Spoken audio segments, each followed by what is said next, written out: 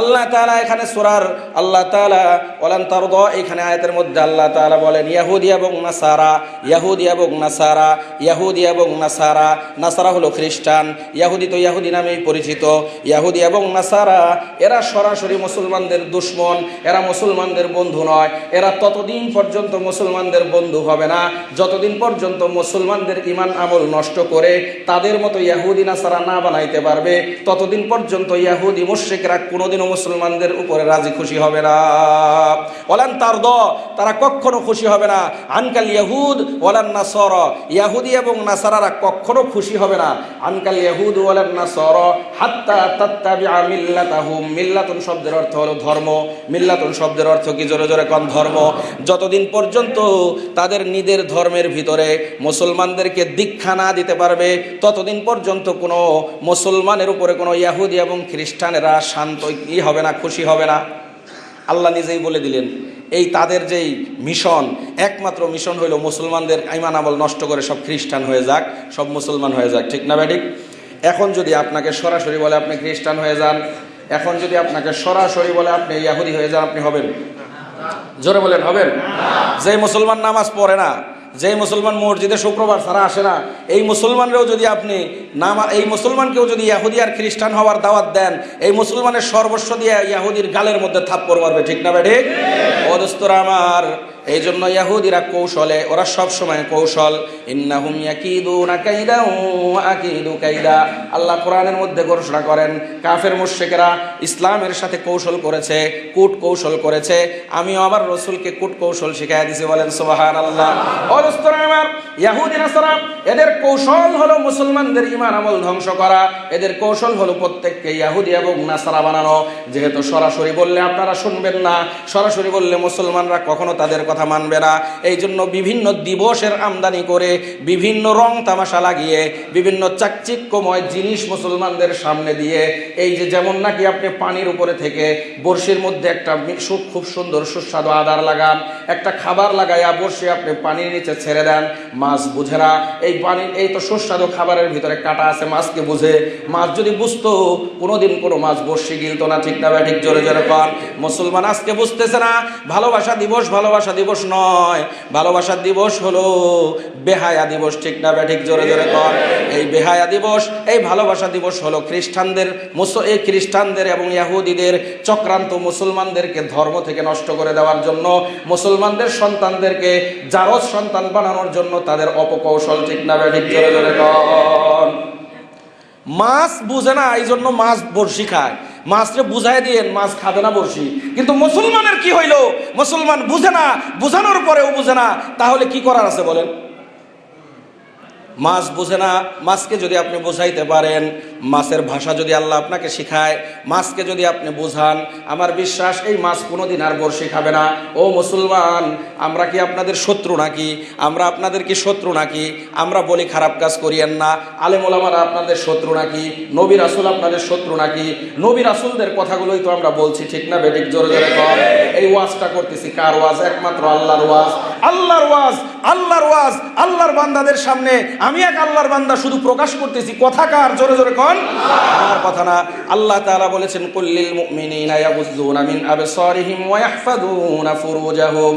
হে মুমিন, তুমি তোমার চক্ষুকে অবনত রাখো, চক্ষুকে সংযত রাখো। মহিলাদের দিকে তাকায়ও না, বেগানা নারীর দিকে তাকায়ও না। তোমার চক্ষু আমি দিয়েছি তোমার স্ত্রীকে দেখার জন্য, তোমার চক্ষু আমি দিয়েছি তোমার বাবা মাকে দেখার জন্য। বলেন সুবহানাল্লাহ।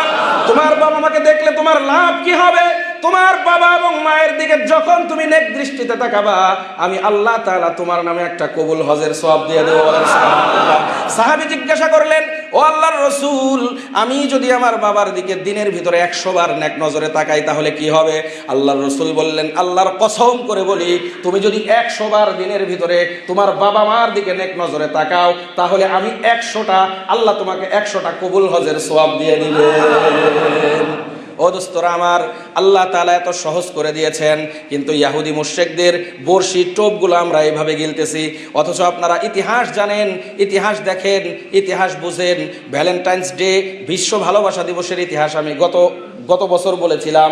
এর পিছনে রয়েছে শিরকি, এর পিছনে রয়েছে অগ্নি পূজকদের বিশাল বড় ইতিহাস। ওই ইতিহাসটা আজকে বলার সময় নেই, কিন্তু এতটুকু তো বুঝেন এই দ্বারা কোনো লাভ হইতেছে না সমাজের, বরং সমাজের ক্ষতি ছাড়া কিছুই হইতেছে না। দেখেন বাংলাদেশে এখন পর্যন্ত মানুষ নামাজ যদি নাও পড়ে বিশ্বাস করে যে বিবাহ ছাড়া সন্তান জন্ম দেওয়া হারাম, করে কি করে না? কিন্তু আপনারা দেখেন বিভিন্ন বিভিন্ন কি বলে জরিপ দেখেন, ইউরোপ আমেরিকার জরিপগুলো দেখেন, ওই দেশের সন্তান 2008 সালের একটা জরিপ আমার কাছে আছে, ওইখানে দেখলাম সন্তান জন্ম নেয় 75% সন্তান বিবাহ ছাড়া জন্ম নেয়। বলেন নাউজুবিল্লাহ। 75% সন্তান জন্ম নেয় বিবাহ ছাড়া। একজন কুমারী মায়ের সন্তান হয় যার কোনোদিন বিবাহ হয় নাই, অথচ বাংলাদেশে বিবাহ ছাড়া সন্তান জন্ম দেওয়া হালাল না হারাম? কেন হারাম? কারণ বাংলাদেশের মানুষ 90% মুসলমান, নামাজ না পড়লেও কমপক্ষে বুঝে আল্লাহ কোরআনের মধ্যে এটাকে হারাম করছে, ঠিক না ব্যাঠিক জোরে কন। এবং মুসলমানদের জন্য পর্দার একটি পবিত্র বিধান আল্লাহ তাআলা দিয়েছেন, কুল্লিল মুমিনিনা ইয়াগুদ্দুনা মিন আবসারিহিম ওয়া কুল্লিল মুমিনাতি ইয়াগুদ্দুনা মিন আবসারিহিন্না ওয়া ইয়াহফাযুনা ফুরুজাহুন্না। এখানে পুরুষদেরকেও বলেছেন, মহিলাদেরকেও বলেছেন দৃষ্টি অবনত রাখতে এবং চরিত্রকে, লজ্জাস্থানকে হেফাজত করতে। যদি এই দুইটা কাজ করে আল্লাহ বলেছেন এর মধ্যে তোমাদের জন্য আমি মঙ্গল রেখেছি। আল্লাহ বলছেন কি রেখেছি? মঙ্গল রেখেছি।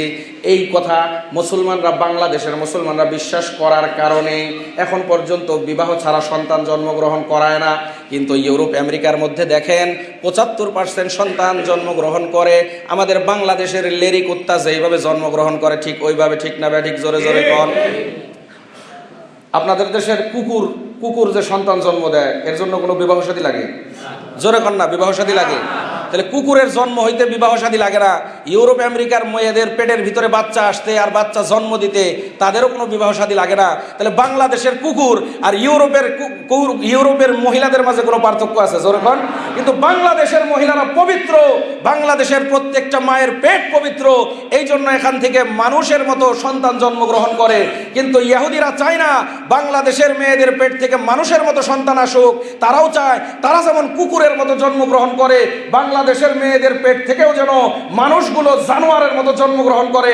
এই জন্য ভালোবাসা দিবস নামে এই যে বর্ষি, এই বর্ষি ফালায় দাও, চাকচিক্যময় বর্ষি। অল্প বয়সী যুবক যুবতীরা বুঝবে না, এরা খেয়ে বসবে, খাওয়ার কারণে কয়েকদিন পরে দেখা যাবে তাদের অবৈধ ভালোবাসার কারণে অবৈধ সন্তান আসবে, ঠিক না ব্যাঠিক? দু একটা নজির পত্রিকা পেপার দেখলে পাওয়া যায় কি যায় না? ডাস্টবিনের মধ্যে ছোট্ট নবজাতক পাওয়া গেছে, আছে না নাই? কোন বাসার সামনেও নবজাতক ফেলে দিয়ে গেছে, আছে না নাই?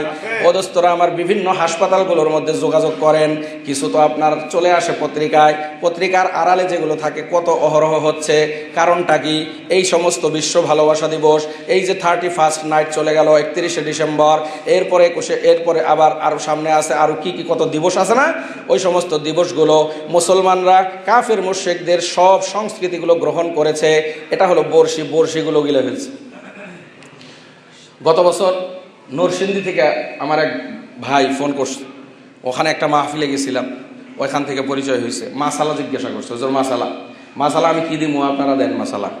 ঘটনা হলো এই যে ওনার এক পরিচিত মেয়ে একটা ছেলের সাথে অবৈধভাবে প্রেম করছে। প্রেম করার পরে তাদের বিবাহ হয়েছে, নিজে নিজে বিবাহ করছে, কেউ জানে না। এরকমভাবে চলছে 1 বছর। এর কয়েকদিন পরে দুই পরিবার থেকে জেনে গেছে। দুই পরিবার থেকে জানার পরে মানে নাই, কিন্তু এটা চলতেছে কন্টিনিউ হয়ে গেছে, 4 বছর হয়ে গেছে। এর মধ্যে কোনো বাচ্চা কাচ্চা হয় নাই। এর মধ্যে তাদের ভিতরে মনোমালিন্য শুরু হয়েছে। মনোমালিন্য শুরু হওয়ার পরে তখন মেয়ের বাপ দেখলো সুযোগ, এই সুযোগে এই মেয়ের আরেক জায়গায় বিবাহ দিচ্ছে। এখন এইভাবে চলতেছে ঘর সংসার, মোটামুটি 8-9 বছর হয়ে গেছে। হঠাৎ করে মেয়ের চিন্তা ভাবনা আসছে, হিসাব তো দিতে হবে আল্লাহর কাছে, দিতে হবে না? মরার চিন্তা এক সময় তো আসেই, এখন আসে না, এক সময় তো আসেই, এক সময় আসবে, আপনাদেরও আসবে, আমাদেরও আসবে। আল্লাহ ওই চিন্তা যেন আজকের থেকে দিয়ে দেয়, বলেন আমিন। মরার চিন্তা আসছে, এখন জিজ্ঞাসা করছে। মাসালা হইল, কোনো মেয়ে যদি কোনো পুরুষের বিবাহের ভিতরে থাকে, এই লোক তারা তালাক না দিয়ে অন্য জায়গায় বিবাহ করলেও বিবাহ হবে না। বিবাহ আগেরটা বহাল থাকবে, পরের বিবাহ হবেই না। একজনের বউ ভাগ্যে গিয়ে আর একজনের সাথে বিবাহ করলে ওই বিবাহই হবে না, বিবাহ আগেরটা বহাল থাকবে যতদিন পর্যন্ত এই পুরুষ তালাক না দেয়, অথবা তালাক দেওয়ার মাধ্যমে যদি এটা সারা খারা না করা হয় ততদিন পর্যন্ত বিবাহ বহাল থাকে। এখন ওই মহিলা আগের স্বামীর সাথে 4 বছর সংসার করছে, এরপরে তার বাবা তারে বিবাহ দিছে আর এক জায়গায়। এখন 7 বছর যাবৎ সংসার চলতেছে এবং তাদের সন্তানও হয়েছে কয়েকটা, এখন হঠাৎ করে তার মরার ভয় আসছে, এখন সে মাসালা খুঁজতেছে এখন কি করা যাবে। কারণ এই যে 7 বছর ধরে সংসার করতেছে এই পুরাটা হালাল না হারাম? সন্তান যেটা হয়েছে হালাল না হারাম? এখন আমার কি করা? এখন এই চিন্তা আসার পরে বহুতভাবে ওই তার পূর্ব সাবেক প্রেমিকরে বুঝায় কইছে তুমি আমাকে তালাক দিয়ে দাও। আচ্ছা, তালাকও দিয়ে দিছে, আলহামদুলিল্লাহ, ভালো হয়েছে। কিন্তু তালাক দেওয়ার আগে বিবাহের এই যে পরের বিবাহের আগে যদি তালাক দিত তাহলে পরের বিবাহ ঠিক থাকতো। তালাক তো দিছে পরে, তার মানে এই বিবাহ হয় নাই। এখনো যে চলতেছে এটা কি চলতেছে? এখন সে কিভাবে বলবে এই স্বামীর কাছে যে আমার আগেও এরকম এক কাম হয়েছিল, এখন নতুন করে আপনি আমার বিয়ে করেন, বলার সুযোগ আছে? এইভাবেই চলতেছে। আমার কাছে মাসালা জিজ্ঞাসা, আমি বলছি ভাই মাসালা যা পারো তোমরাই দাও, আমার কাছে নাই, আমার কাছে মাসালা নেই। আপনার কাছে আছে মাসালা? মাসালা আছে, চলতেছে, হারাম চলতেছে, এগুলো হইতেছে। এগুলো কিসের জন্য? এই যে এই সমস্ত কারণে হচ্ছে। আলহামদুলিল্লাহ, যুবক ভাইদের চরিত্র হেফাজত করতে হবে। যুবক ভাইদের চরিত্র হেফাজত করার দায়িত্ব যুবকের, সমাজের, বাবা মার, পুরো দেশের, রাষ্ট্রের, সবার। ঠিক কি ঠিক না? জোরে জোরে কর। আল্লাহ তাআলা আমাদের যুবকদেরকে চরিত্র হেফাজত করার তৌফিক দেখ, সকলে বলেন আমিন।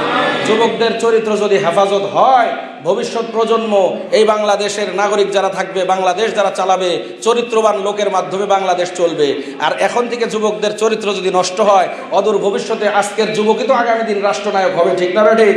তাহলে একজন দুশ্চরিত্র জারদ সন্তানের হাতে আমাদের বাংলাদেশ থেকে, বাংলাদেশ একদম জারদ সন্তানের কবলে পড়ার থেকে বাঁচাইতে হলে আমাদের সকলের সচেতন হইতে হবে।